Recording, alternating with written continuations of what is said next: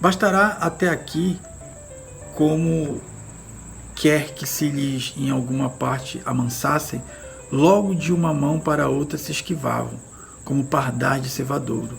Ninguém não lhes ousa falar de rijo para não se esquivarem mais, e tudo se passa como eles querem, para os bem amansarmos. Quer dizer, aí a estratégia para não espantar os indígenas, né? Não falar duro com eles, não falar rijo com eles. Falar manso. Ao velho com quem o capitão havia falado, deu-lhe uma carapuça vermelha. E com toda a conversa que com ele houve e com a carapuça que lhe deu tanto, que se despediu e começou a passar o rio, foi-se logo recatando. E não quis mais tornar do rio para quem. Os outros dois o capitão teve nas naus, aos quais deu o que já ficou dito, nunca mais apareceram. Fatos de que deduzo que é gente bestial e de pouco saber, e por isso tão esquiva. Olha a análise dele, né, de um europeu feita, de alguém que não demonstrou tanto interesse, depois foi embora.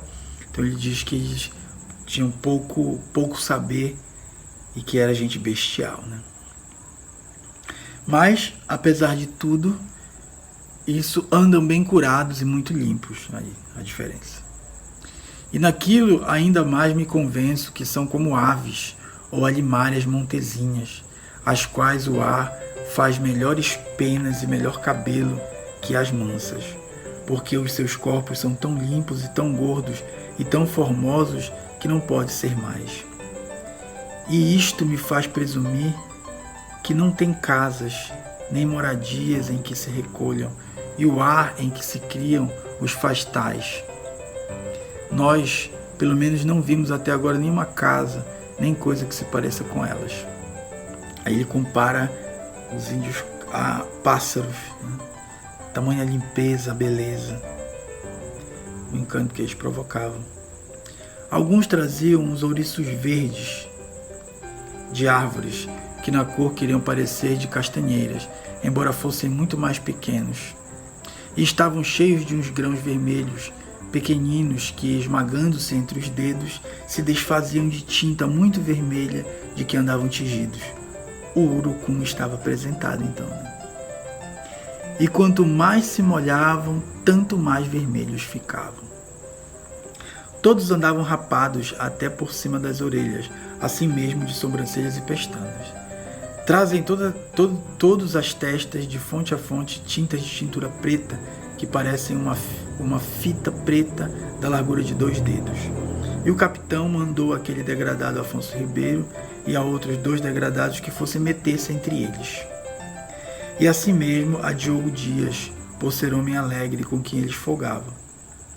E aos degradados ordenou que ficassem lá esta noite.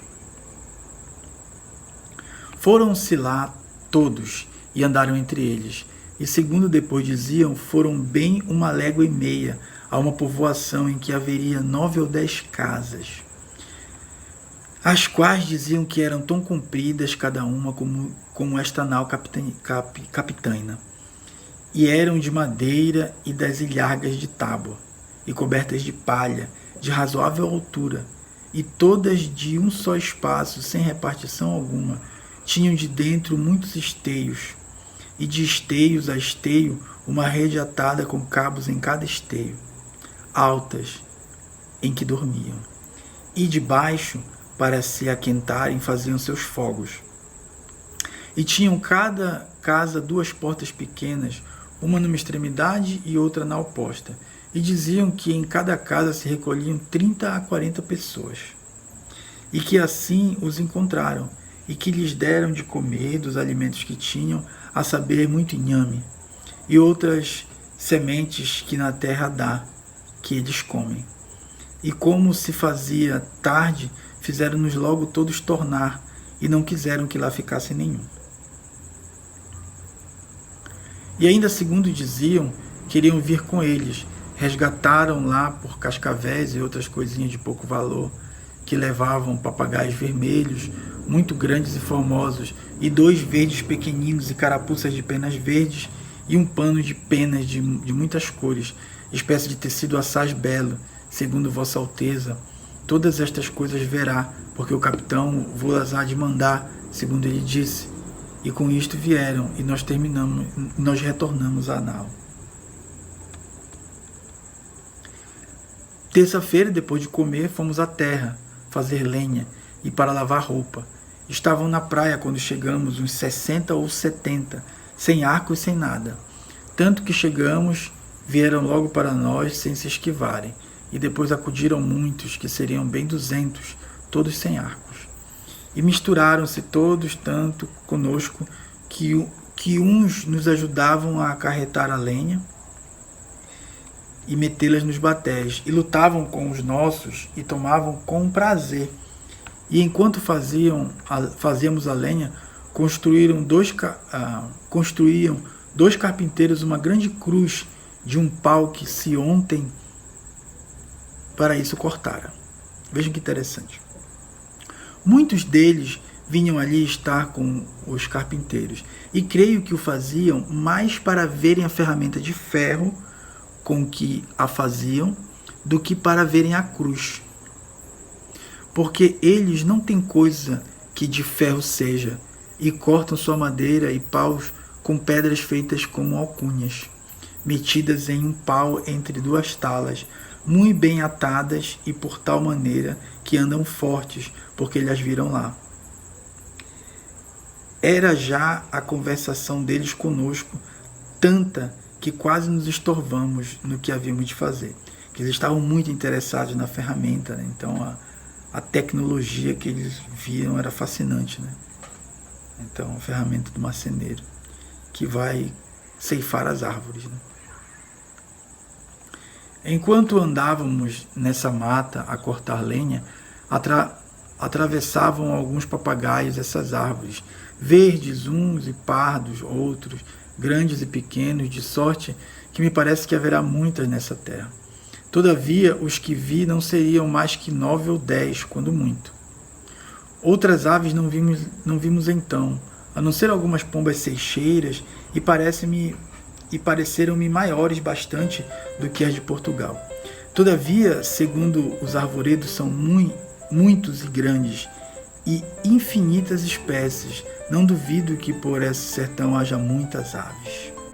Eles não lavram nem criam, nem há aqui boi ou vaca, cabra, ovelha ou galinha, ou qualquer outro animal que esteja acostumado ao viver do homem. E não comem senão deste inhame, de que há aqui muito, e dessas sementes e frutos que a terra e as árvores de si deitam. E com isto andam tais e tão rijos e tão nédios que não somos nós tanto, com quanto trigo e legumes comemos. Então ele elogia a beleza e a formosura dos índios, que se alimentavam basicamente de inhames, sementes, frutos, né? Que não comiam, não bebiam leite, não comiam carne. Segundo o que a mim e a todos pareceu, essa gente não lhes falece outra coisa para ser tão cristã do que entenderem-nos, porque assim tomavam aquilo que nos viam fazer como nenhuma idolatria nem adoração tem. E bem creio que se Vossa Alteza aqui mandar quem entre eles mais devagar ande, que todos serão tornados e convertidos ao desejo de Vossa Alteza. E por isso, se alguém vier, não deixe logo de vir clérigo para os batizar, né? Porque já então terão mais conhecimento da nossa fé, pelos 2 degradados que aqui entre eles ficam, os quais hoje também comungaram. Que aí eu recortei umas partes da carta, porque fica muito longa para ler, mas eles planejaram e deixaram, o degradado que ele fala são 2 tripulantes, né? 2 marujos de pequeno valor para eles, eles deixaram, né, lá. E também tem 2 que fugiram, se misturaram com os indígenas e não quiseram voltar. Mas eu tirei essa parte. Entre todos estes que hoje vieram, não veio mais que uma mulher moça, a qual esteve sempre à missa, a qual dera um pano com que se cobrisse e puseram-lhe em volta dela. Todavia, ao sentar-se, não se lembrava de o estender muito para se cobrir. Ah, assim, Senhor, a inocência dessa gente é tal que a de Adão não seria maior, com respeito ao pudor. Então, é mais uma vez a expressão da surpresa dele com essa despreocupação com o corpo, com esse não ter vergonha de si mesmo, né? Nem culpa.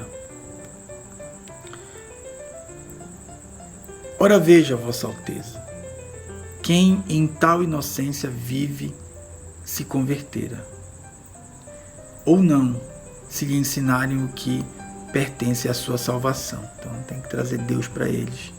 É a ideia e é o que vai acontecer.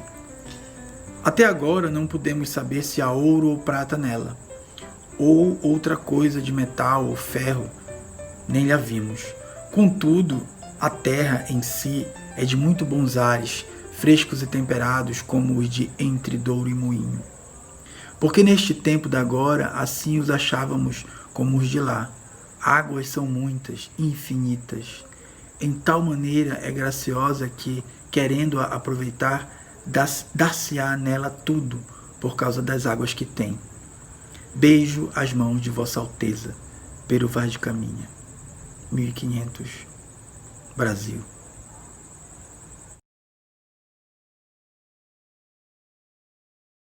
Bom, gente, vocês têm a carta na íntegra, a leitura, mesmo com a tradução do português antigo para o português mais recente, ainda é um pouco truncada, né? Tem um jogo de palavras o tempo inteiro, o texto é um pouco truncado, é um pouco difícil, então eu gostaria e preciso que vocês leiam a carta, né, que vocês já têm, e ela vai ser muito útil para a gente mais adiante. Esse, então, vocês têm em mãos a certidão de nascimento do Brasil e o primeiro texto literário que é escrito aqui.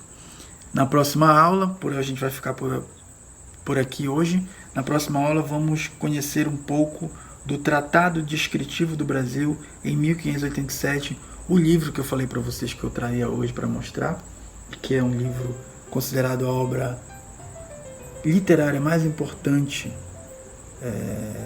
bem do comecinho do descobrimento do Brasil, que é um documento importante com trechos muito interessantes, que eu vou ler para vocês algumas partes e vou passar outras, e que também é literatura brasileira compondo o nosso panorama. Obrigado por me assistirem até aqui mais uma vez e até amanhã.